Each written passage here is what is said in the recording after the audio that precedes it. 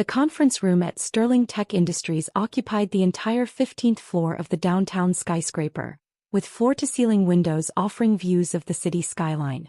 I sat in the back corner wearing my usual Target jeans and a simple sweater, while my brother Marcus stood at the front in his custom Italian suit, gesturing dramatically at the presentation screen.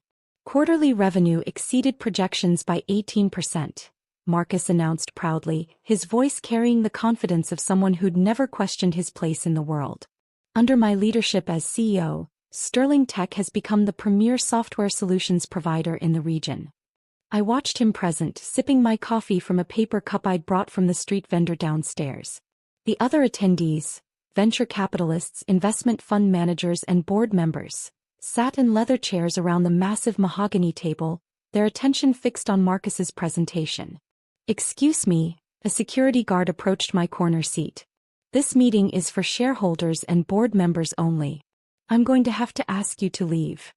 Before I could respond, Marcus turned from his presentation, his eyes landing on me with unmistakable irritation.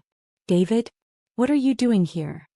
"I was invited," I said simply, keeping my voice level. Marcus's face flushed. "This is a shareholders' meeting. For investors. People with actual stakes in the company." He looked at the security guard. "My brother works at a coffee shop. He must have gotten confused about the location." "Actually, I work at a bookstore," I corrected mildly. "And I'm supposed to be here." "This is for serious investors only," Marcus said loudly, his voice taking on that mocking tone I'd heard countless times growing up. "Not minimum wage workers. This is embarrassing, David. These people manage portfolios worth hundreds of millions. They don't have time for whatever game you're playing." Several board members exchanged uncomfortable glances. A woman in a designer suit whispered something to the man beside her. "Perhaps we should continue," the board chairman Richard Chin began from his position at the head of the table. "No, I'm sorry about this," Marcus interrupted, walking toward me. "David has always had this problem with boundaries. He doesn't understand how business works." He turned to address the room. "My little brother thinks because we're family he can just show up to corporate meetings. It's honestly kind of sad." I remained seated, taking another sip of my coffee. I received an official invitation from the corporate secretary. "That must have been a mistake," Marcus said, his jaw tight. "Look around this room, David. Everyone here controls significant capital. They're venture capitalists, investment fund managers, board directors. What do you control? A cash register at a bookstore." "Marcus," Richard Chin said more firmly. "We should really—" "I'm the CEO of this company," Marcus cut him off. "And I'm telling you my brother doesn't belong here. He earns maybe $30,000 a year shelving books. The people in this room manage 9-figure portfolios." A man in a gray suit spoke up. "I'm uncomfortable with this. Perhaps we should verify the attendance list." "There's nothing to verify," Marcus insisted. "David wasn't even supposed to know about this meeting. How did you find out?" He looked at me accusingly. "Did you go through my email? Is that it?" "The corporate secretary sent me a formal invitation 2 weeks ago," I said calmly, "along with the agenda and quarterly reports." Marcus laughed, the sound harsh in the elegant conference room. "The corporate secretary sent you, a bookstore clerk, an invitation to a shareholders' meeting? Do you hear how insane that sounds?" "Perhaps there's been an administrative error," a woman suggested diplomatically. "These things happen." "The only error was David thinking he belongs in rooms like this," Marcus said. "This is exactly like when we were kids. He always wanted to be involved in things above his level. Dad used to say David had champagne dreams on a beer budget." He shook his head. "Except now it's more like champagne dreams on a minimum wage budget." The board members shifted uncomfortably. A few checked their phones, clearly eager to move past the awkward confrontation. "I'm not leaving," I said quietly. "I have every right to be here." "Right?" Marcus's voice rose. "You have no rights here. This is my company. I built this. You stock books for a living and live in a studio apartment." He turned to Richard Chin. "Call building security. Have him removed." "Marcus," Richard said carefully, "I really think we should." "Yow," Marcus commanded. "I'm the CEO. This is my meeting. And I want my deadbeat brother removed before he embarrasses me further." I set down my coffee cup. I'm not embarrassing you, Marcus. You're doing that yourself. Oh, that's rich coming from someone who still uses public transportation, Marcus sneered. When was the last time you even had a real job? One with benefits, a career path. He addressed the room again. My brother is 32 years old and has never made more than $35,000 a year. He has no investments, no portfolio, no assets. He rents. He takes the bus. And somehow he thinks he belongs in a meeting with people who manage hundreds of millions in capital. I manage more than you think, I said. Marcus laughed again. What, you have a savings account with $5,000 in it? Maybe a 401k with a few $100s? That's adorable, David. Really. But this is a shareholders meeting for Sterling Tech Industries, a company valued at $320 million. Your little nest egg doesn't qualify. Marcus, please. Richard Chin stood up, his expression serious. We really need to. I'm handling it, Marcus interrupted. David, I'm going to say this once more. Leave. No. Before I have you forcibly removed. These people are serious investors. They don't have time for your delusions. What delusions? I asked calmly. That you're some kind of businessman. Marcus exploded. You work retail. You've worked retail your entire adult life. Dad was right about you. No ambition, no drive, no understanding of how real success works. You're content stocking shelves and going home to your tiny apartment. Dad said a lot of things, I replied evenly. And he was right about most of them, especially about you, Marcus said. Do you know what he told me before he died? He said, Marcus, you're the successful one. You're the one who'll carry on the family legacy. David will always be ordinary. The words hung in the air. Several board members looked away. That's enough, Richard Chin said, his voice firm now. Marcus, sit down. David, please stay exactly where you are. Excuse me. Marcus turned to him. I'm the CEO. And I'm the board chairman, Richard interrupted. And we have a serious problem here that you've just made considerably worse. What problem? Marcus demanded. The problem is my brother crashing a shareholders meeting. The problem, Richard said, is that your brother is a shareholder. In fact, he's the shareholder. The room fell silent. Marcus stared at Richard. What are you talking about? Richard pressed a button on the table's control panel. The presentation screen behind Marcus changed from his quarterly report to a different document. David Fitzgerald currently owns 68% of Sterling Tech Industries through a series of investment vehicles and trust structures. He has been the company's majority stakeholder for the past 7 years. The blood drained from Marcus's face. That's impossible. The board chairman interrupted. Meet your company's 68% stakeholder. My portfolio statement appeared on the screen. The document on display showed my name at the top, followed by a detailed breakdown of my holdings. Fitzgerald Investment Trust, 45% of Sterling Tech Cascade Capital LLC, 15% of Sterling Tech Northern Ventures Partnership, 8% of Sterling Tech Total, 68% ownership. This is a joke, Marcus said, but his voice had lost its confidence. It's not a joke, said a man at the table I recognized as Stephen Walsh from Goldman Sachs. I manage 2 of those investment vehicles. David Fitzgerald has been one of our most significant clients for nearly a decade. That's impossible, Marcus repeated. David works at a bookstore. I own the bookstore, I said quietly, along with 6 others in the metro area. I bought them 8 years ago as a hobby investment. They generate about $200,000 annually in passive income, but that's not where most of my wealth comes from. Marcus looked like he might be sick. Perhaps I should explain, Richard Chin said. 7 years ago, Sterling Tech needed a major capital infusion to expand operations. Your father approached numerous investors, but the terms they offered were unfavorable. David stepped in through his investment managers and provided $85 million in exchange for equity stakes structured through multiple entities. $85 million? Marcus whispered. Your brother's total portfolio is currently valued at approximately $420 million, Stephen Walsh added. Sterling Tech represents his largest single holding, but he has significant positions in real estate, technology startups, and venture funds. How? Marcus managed. That stock tip Dad gave me when I was 22, I said. You remember? He told both of us about that biotech company his friend was launching. You said it was too risky, that you'd rather invest in established companies. I put in everything I had, $12,000 from working retail jobs through college. Celadrin Therapeutics, Richard Chin supplied. The company went public 18 months later. David's $12,000 became approximately $8 million. I reinvested intelligently, I continued. Worked with good advisors. Made some excellent angel investments in tech startups. One of them was acquired by Google for $300 million. My stake was worth $42 million after that deal closed. Marcus gripped the edge of the table. This whole time, when I was telling you about my promotion to CEO, when I was bragging about my salary. Your salary of $350,000 a year, which I approved, Richard Chin said. As majority stakeholder, David has the right to review and approve all executive compensation. You approved my salary? Marcus looked at me, his expression shattered.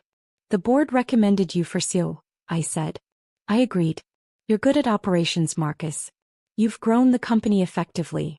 The board was happy with your performance. Until today, Richard Chin said gravely. David, I apologize for not intervening sooner. When Marcus began insulting you, I should have. It's fine, I said. I wanted to hear what he really thought. Why? Marcus asked hoarsely. Why didn't you tell me? I tried, I said.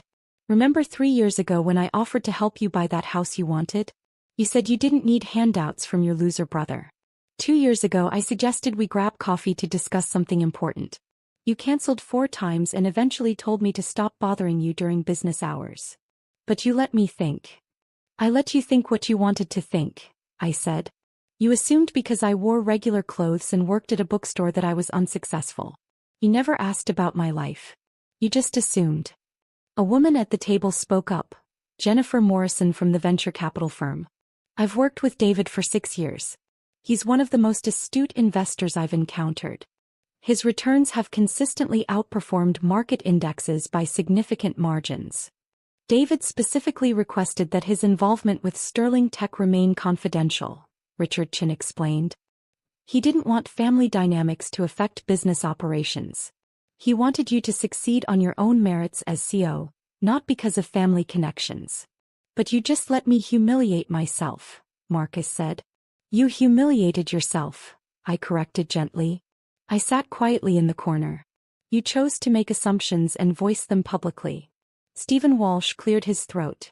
For the record, David's portfolio is managed across 3 separate investment firms. We handle approximately $140 million. Goldman Sachs manages another $160 million. Northern Trust manages the remaining $120 million. He's one of the largest individual investors under 50 in the region. The bookstore thing, Marcus said weakly. Why? I like books, I said simply. I like recommending them to customers. I like the smell of paper and ink. I don't work there for the money, I own it. I work there because I enjoy it. The same way you enjoy being CEO. Enjoyed, Marcus said bitterly. Past tense. You're going to fire me now. That depends, I said, on whether you can move forward professionally after this. How am I supposed to do that? Marcus asked. Everyone in this room just watched me call my own majority stakeholder a minimum wage worker. My career is over. Only if you make it over, Richard Chin said. The question is whether you can separate your ego from your competence. You're an effective CEO, Marcus. The numbers prove that. But your attitude toward people you perceive as beneath you is problematic. I leaned forward. Here's what's going to happen. This meeting will continue. You'll finish your presentation on quarterly results, which, by the way, looked excellent from what I saw before the interruption. The board will discuss normal business. And afterward, you and I are going to have dinner. A real conversation. Maybe the first honest one we've had in years. And if I can't handle that? Marcus asked. If I can't get past this? Then we'll discuss transition plans for a new CEO, I said. But I'd prefer not to. You're good at this job, Marcus. You've grown revenue 18% quarter over quarter. You've expanded into new markets successfully. You've built a strong management team. I don't want to lose that because of your ego. Marcus stood silent for a long moment. The entire room watched him. Finally, he took a shaky breath. I apologize for disrupting the meeting. That was unprofessional. He looked at me. I apologize for the things I said. They were cruel and based on assumptions I should never have made. Accepted, I said simply. Can we? Marcus gestured at the presentation screen. Can we continue? Richard Chin nodded. Please. We have a full agenda. Marcus returned to the front of the room, visibly shaken but trying to compose himself. He advanced to the next slide, a breakdown of customer acquisition costs. His voice was steadier than I expected as he began explaining the metrics. I pulled out my phone and sent a quick message to my investment advisor at Goldman Sachs. Meeting got interesting. We'll fill you in later. Keep the Sterling Tech position unchanged for now. The response came within seconds. Understood. Bloomberg is reporting increased trading volume in tech sector. Should I adjust your Nasdaq positions? Hold steady, I typed back. We discussed this strategy last quarter. Stick to the plan. As Marcus continued his presentation, the board members gradually shifted their attention back to business matters, though I caught several glances in my direction. The woman from the venture capital firm, Jennifer Morrison, sent me a discreet thumbs up. When Marcus reached the section on R&D spending, Stephen Walsh raised a question about budget allocation for the new AI integration project. Marcus answered confidently, walking through the financial projections with the competence that had earned him the CEO position in the first place. The AI implementation should reduce processing costs by 32% in the first year, Marcus explained. Initial investment is $8.2 million, but projected savings over 3 years total $26 million. That's conservative, I spoke up from my corner. Everyone turned to look at me. The similar implementation at Cascade Networks, one of my other holdings, reduced costs by 41% in the first year. With Sterling Tech's volume, you might see even better results. Marcus blinked. You own Cascade Networks? 47%, I confirmed. We completed the AI rollout 9 months ago. I can have their CTO connect with yours to discuss lessons learned if that would help. Yes. That would be very helpful, Marcus said carefully. Richard Chin made a note. I'll coordinate that introduction. David, while we have your attention, the board has been discussing the proposed expansion into European markets. You've seen the projections. I have, I said. The market analysis looks solid, but I have concerns about the regulatory compliance timeline. The GDPR requirements for our data handling practices might need more than the 6 months allocated in the budget. A board member I didn't recognize looked impressed. You've reviewed the European expansion proposal in detail? David reviews every major strategic initiative, Richard said. He may not attend every meeting, but he reads every document and provides written feedback to the board. Usually at 2 a.m, Jennifer Morrison added with a smile. He sends the most detailed analysis emails in the middle of the night. I have insomnia, I explained. Might as well do something productive. Marcus had been quiet, absorbing all of this. Now he spoke up. How long have you been involved in the day-to-day strategy discussions? Since the beginning, I said. Richard forwards me all board materials. I provide input on major decisions. When you wanted to acquire TechServe Solutions last year, I was the one who suggested the counteroffer that eventually closed the deal. That was you. Marcus looked stunned.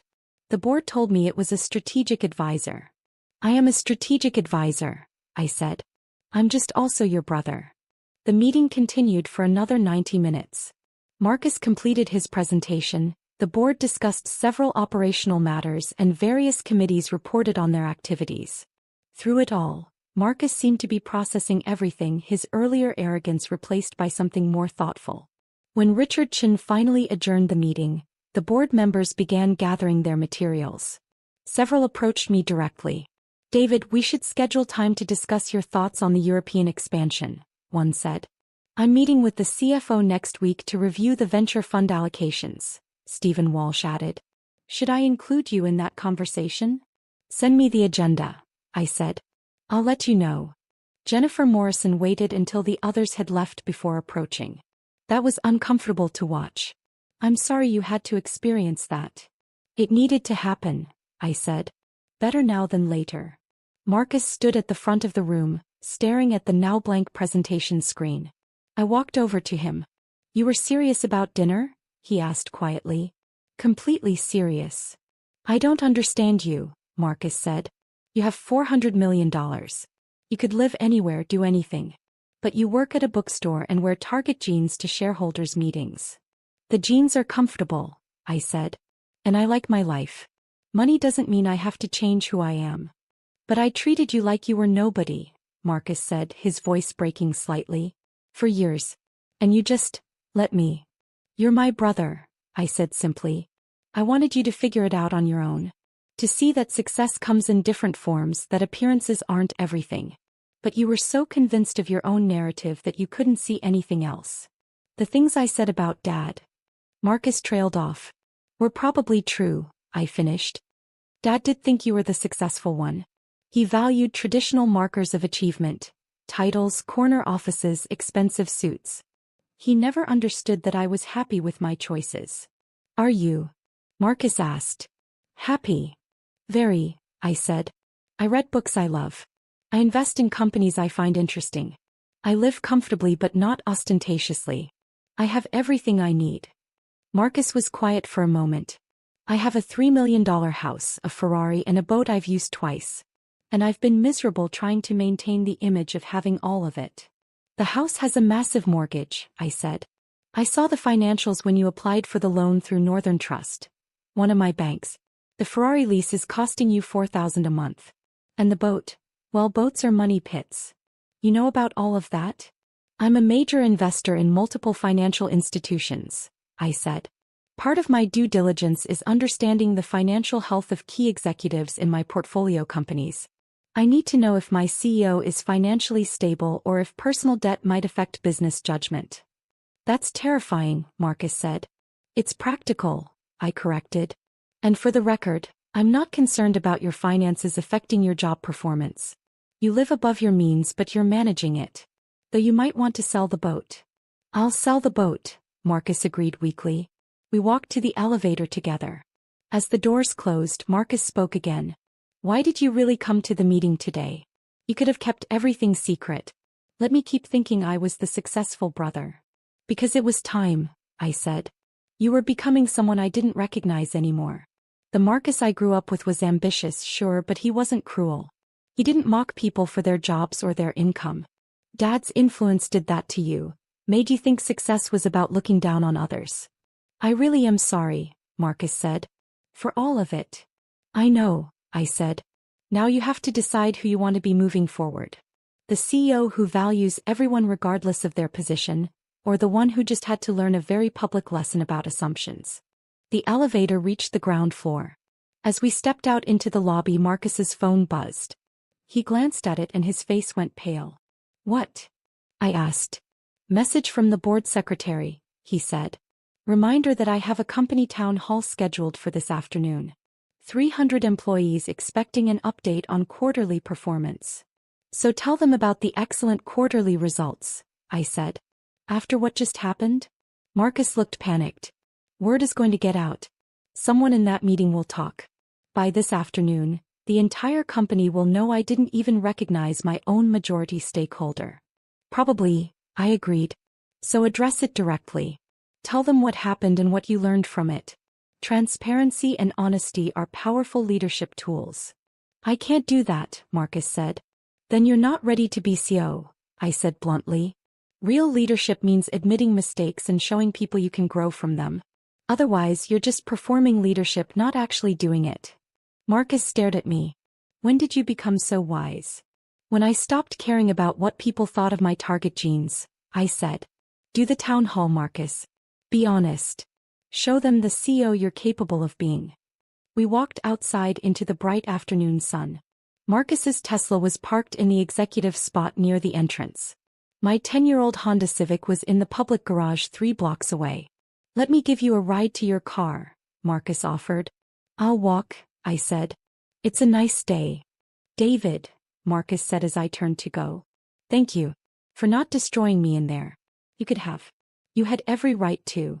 You're my brother," I said again. "I want you to succeed. I just needed you to understand that success isn't about putting other people down to lift yourself up." I walked away, leaving Marcus standing beside his Tesla. My phone buzzed. A message from Richard Chin. That was either the best or worst board meeting we've ever had. Unclear which. We'll call later to discuss next steps. I smiled and pocketed the phone. 3 blocks away I reached my Civic, climbed in and drove to the bookstore. I had a shift starting in an hour and Tuesday afternoons were always busy. When I arrived, my store manager, Patricia, was rearranging the mystery section. "How was your meeting?" she asked. "Eventful," I said, grabbing my name tag from behind the counter. "My brother found out I own the company he runs." Patricia laughed. "How'd he take it?" "About as well as you'd expect." "Does this mean you'll finally stop pretending you need to work retail shifts?" she asked. "I've been telling you for years you don't have to be here every Tuesday." "I like Tuesdays," I said. "Besides, Mrs. Chin is coming in for her monthly book club picks. She trusts my recommendations." "You're a very strange multimillionaire," Patricia said, shaking her head. "I prefer to think of myself as a well-read investor," I corrected, and went to help Mrs. Chin select her next month's reading list. That evening I had dinner with Marcus at a quiet restaurant far from the downtown business district. He looked exhausted. "The town hall went well," he said. "I told them everything. What happened, what I said, what I learned. They appreciated the honesty." "Good," I said. "I also told them about you," Marcus continued. "Who you really are. What you've done for the company." Some of them already knew. The CFO admitted he's known for years. But most were surprised. "How did they react?" "They wanted to know if you were going to start being more involved in daily operations," Marcus said. "I told them you preferred to work through the board and executive team." "That's accurate," I confirmed. Marcus set down his menu. "I need to ask you something and I need you to be honest. Are you going to replace me as CEO?" I considered the question carefully. "Do you want to continue being CEO?" "Yes," Marcus said immediately. "Despite everything, or maybe because of everything, yes. I love the job. I'm good at it. I just need to be better at remembering that my position doesn't make me better than anyone else." "Then I have no intention of replacing you," I said. "But I need your commitment that today represents a genuine change, not just temporary embarrassment." "You have it," Marcus said firmly. "I promise you what happened today will never happen again." "Good," I said. "Because Sterling Tech is about to get a lot more interesting." "What do you mean?" I smiled. "That European expansion the board discussed? I'm approving an additional $40 million in funding. And I'm bringing in 2 other portfolio companies for strategic partnerships that should triple our market penetration within 18 months. Marcus's eyes widened. $40 million. Just like that. Just like that, I confirmed. I believe in the company's potential. More importantly, I believe in your ability to execute the vision. Assuming you can get past seeing people's bank accounts instead of their capabilities. "I can," Marcus said. "I will." We ordered dinner and talked for 3 hours. Really talked, perhaps for the first time in a decade. Marcus told me about the pressures of maintaining his image, the constant anxiety about whether he was successful enough, impressive enough, wealthy enough. I told him about the freedom that came from not caring about any of those things, from defining success on my own terms. $420 million, Marcus said at one point, shaking his head. "And you drive a Civic." "It's reliable," I said. "Gets good gas mileage. Hasn't broken down in 10 years. I'm paying $4,000 a month to lease a Ferrari I'm terrified to drive because I might scratch it," Marcus said. "And you're paying maybe $300 a month for insurance on a car you actually use." "Probably less than that," I said. "Civics are cheap to insure." Marcus laughed. A real laugh, not the performative executive chuckle I'd heard at the meeting. "I've been an idiot." "You've been trapped in a narrative," I corrected. "Dad's narrative about what success looks like. But you can write a new story now." "Starting with selling that boat," Marcus said. "Starting with selling the boat," I agreed. We finished dinner and walked out to the parking lot. Marcus stopped beside his Tesla. "Same time next month?" he asked. "Dinner, I mean. Not a hostile shareholders meeting." "Same time next month," I confirmed. I drove home to my modest apartment, parked in my assigned spot and climbed the stairs to the 3rd floor. Inside, I made tea and settled onto my couch with the new historical fiction novel I'd been excited to read. My phone buzzed one last time. A message from Marcus. Thank you for today. For everything. For believing in me even when I didn't deserve it. I won't let you down. I typed back, you never let me down. You just lost sight of what mattered. Glad you found your way back. I set the phone aside and opened my book. Outside my window, the city lights twinkled in the darkness. Somewhere out there, Marcus was probably in his $3 million house, maybe looking at boat listings to see what he could sell it for. Tomorrow he'd go back to being CEO, but hopefully a different kind of CEO than he'd been before. And I'd go back to my bookstore, recommending novels to customers and managing a $400 million portfolio between helping people find their next favorite read. It was a good life. A quiet life. A successful life by the only measure that really mattered. I was happy with it. And that, I thought as I settled in to read, was worth more than all the Italian suits and German cars in the world.